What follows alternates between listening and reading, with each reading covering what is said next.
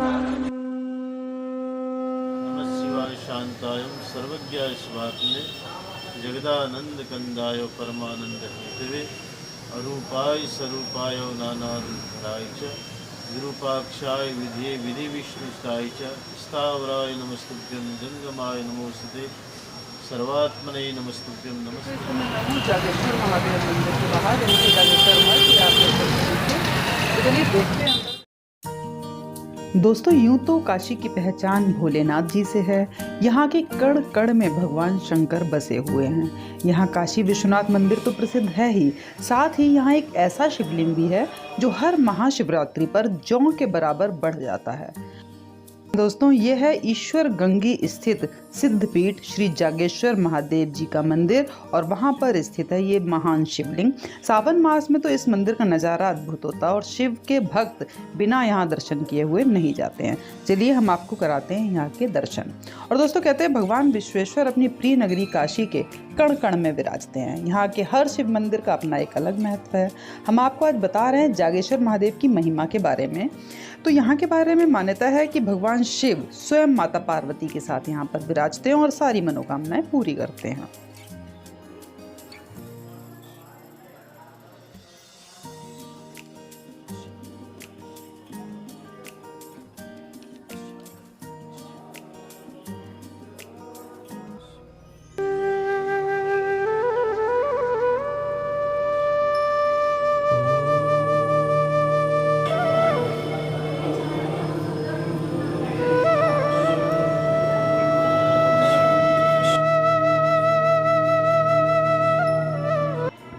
दोस्तों इन जागेश्वर महादेव की लंबाई हर महाशिवरात्रि को जौ के बराबर अपने आप ही बढ़ जाती है। मंदिर के पुजारी स्वामी मधुर कृष्ण के अनुसार यहाँ की मान्यता है कि इनके दर्शन से, स्पर्श एवं पूजन से सभी प्रकार की मनोकामना पूरी हो जाती हैं। और वो कहते हैं कि मेरा स्वयं का भी ये अनुभव रहा है। अगर कोई इस शिवलिंग का 3 साल 3 महीने दर्शन कर ले या सिर्फ 3 महीने ही दर्शन कर ले तो उसके सारे कष्ट दूर हो जाते हैं, ऐसा कहा जाता है। और इसीलिए इनको नाम दिया गया है जागेश्वर महादेव, क्योंकि हमेशा जागृत अवस्था में यहाँ पे रहते हैं। और दोस्तों यहाँ के लिए जागृत महादेव के लिए जो एक कहानी है वो स्कंद पुराण काशी खंड के अनुसार कहा जाता है कि जिस समय शिव जी काशी छोड़कर मंदराचल चले गए थे उसी दिन जागीशश्व मुनि ने दृढ़ नियम बना लिया था कि शिव दर्शन के बाद ही वो एक बूंद भी जल ग्रहण करेंगे।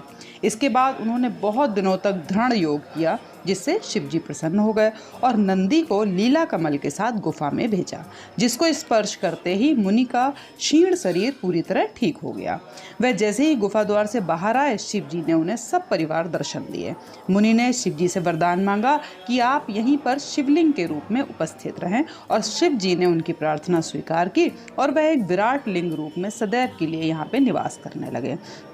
और इसके बाद शिव जी ने ये भी वरदान दिया कि इस शिवलिंग के दर्शन बहुत दुर्लभ होंगे, लेकिन जो भी इसके दर्शन कर पाएगा उस मनुष्य की हर कामना पूरी होगी और साथ ही तुम मेरे चरणों के समीप वास करोगे।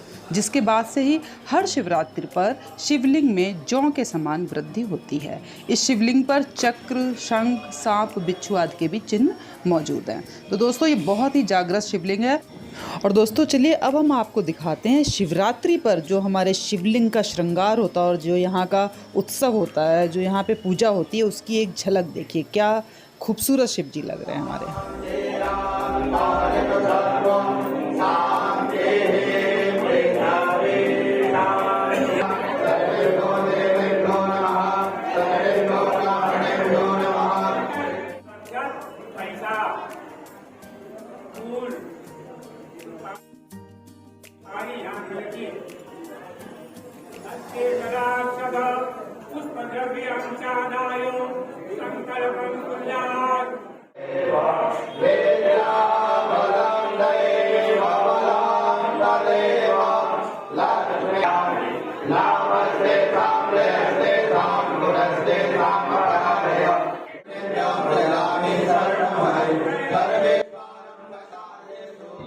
तो दोस्तों आपने देखा कि शिवरात्रि पर यहाँ पे अलग ही माहौल होता है। शिव जी कितने सुंदर लग रहे थे। और अब हम आपको दिखाते हैं एक झलक, जब यहाँ पे भंडारा किया जाता है उस समय इस मंदिर की शोभा क्या होती है। चलिए वो देखिए।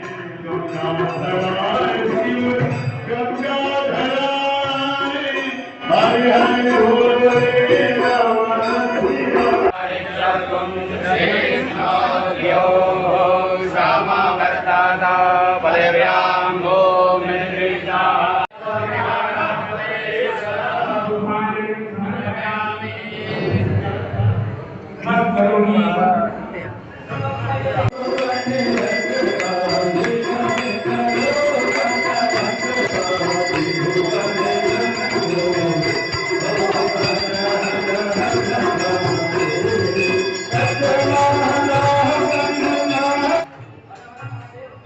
दोस्तों, आपने अभी जो देखा शिवरात्रि पूजन में और भंडारा में जो स्वामी जी हैं, इन स्वामी जी का नाम है मधुर कृष्ण, जो कि इस मंदिर के मुख्य स्वामी जी हैं। तो चलिए हम आपको लेके चलते हैं उनके पास और उनके मुंह से सुनते हैं इस मंदिर के बारे में कुछ खास जानकारी। तो चलिए चलते हैं स्वामी जी की तरफ। काशी की धरोहर रूप में विराजमान जी भगवान जगदीश्वर जागेश्वर महादेव का अति प्राचीन हजारों वर्ष शिवलिंग।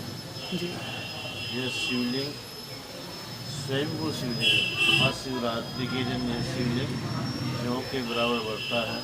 जो भी यहाँ मनोकामना करता है उससे पूरा होता है।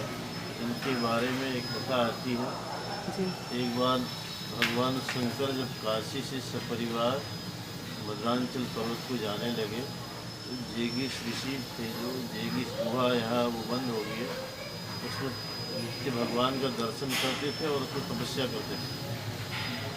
तो जेगीस ऋषि सोचे भगवान अगर चले जाएंगे मद्रांचल पर्वत को, उनका नित्य दर्शन नहीं हो पाएगा। तो उन्होंने भगवान शंकर से प्रार्थना किया तो भगवान शंकर माने नहीं। सपरिवार जब चले गए उसी दिन से जेगीस ऋषि ने अन्न जल सब त्याग करके साधना में लीन हो गए। साधना करते करते उनका शरीर जीर्ण हो गया। तो भगवान को वहाँ भान हुआ कि मेरा भक्त जो है साधना में लीन है। तो उनने नंदी भगवान से काशी चलने के लिए कहा। काशी सपरिवार से जब काशी आए तो उस गुफा में नंदी भगवान को भेजा जी और एक लीला रूपी कमल दिया। कहा कि जेगीर शिष्य को गुफा में जाके इसको स्पर्श कराना। स्पर्श कराने से उनमें चेतना आएगी, तो चेतना आएगी गुफा से बाहर लाना। तो नंदी भगवान ने गुफा में जाके ऐसा किया। तो ऋषि को जब बाहर लेके आए तो साक्षात शिव का दर्शन किया और स्तुति गान किया। नमः शिवाय शांतायम सर्वज्ञाय शिवात्मने जगदानंद कंदाय परमानंद हेतवे अरूपाय स्वरूपाय नानारूपधराय च विरूपाक्षाय विधे विधि विष्णुष्टाय च स्थावराय नमस्तुभ्यं जंगमाय नमोस्तुते सर्वात्मने नमस्तुभ्यं नमस्ते परमात्मने। तो स्तुति गान से भगवान बहुत प्रसन्न हुए।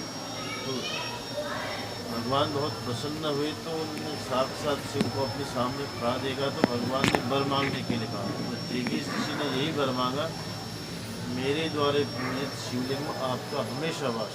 तो तब से भगवान यहाँ स्वयं प्रकट।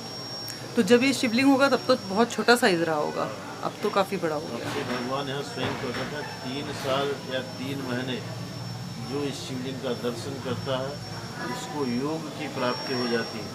अर्थात जो भी संकल्प कल्पना मन में करता है वो तुरंत पूरा होता है।